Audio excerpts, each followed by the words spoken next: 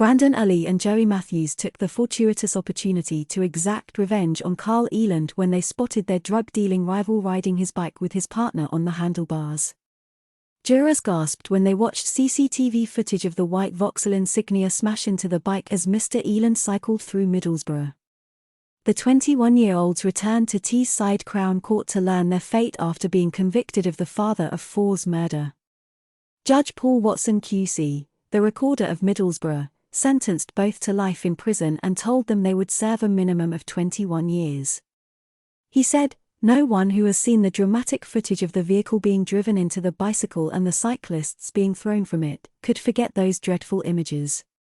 The sense of shock when it was played to the jury was audible. "It is clear that there was hostility between the pair of you and Mr. Eland. It may well be that it was related to a territorial drug dispute, but the fact is, I accept you were not out looking for him that night, but when you saw him you saw that as the opportunity to exact retribution."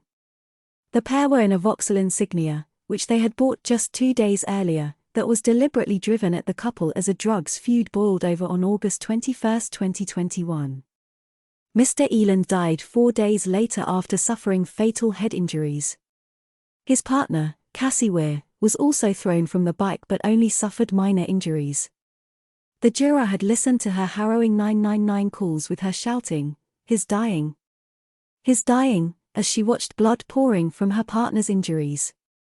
Craig Hassall QC, prosecuting, had previously told the court that Mr. Eland was catapulted into the air as a white Vauxhall insignia deliberately mounted the pavement and drove at them.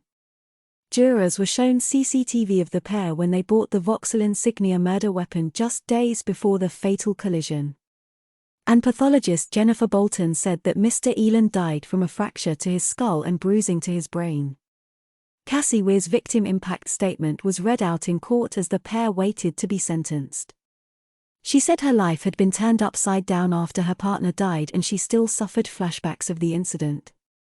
Ali, of Dalwood Court in Hemlington, and Matthews, of Newcomen Green, both Middlesbrough, were found guilty by a jury last week of murder and attempting to cause grievous bodily harm with intent. John Elvidge QC, in mitigation for Matthews, said the murder was opportunistic as they just happened to be driving around in the car when their path crossed with Mr. Eland. "It is accepted that there was some animosity between Joey Matthews and the deceased," he said. And Francis Fitzgibbon QC, representing Ali, said there was no evidence of it being premeditated and they had not been hunting down Mr. Eland but turned the car around when they saw their victim cycling. Rest in peace, Carl Eland.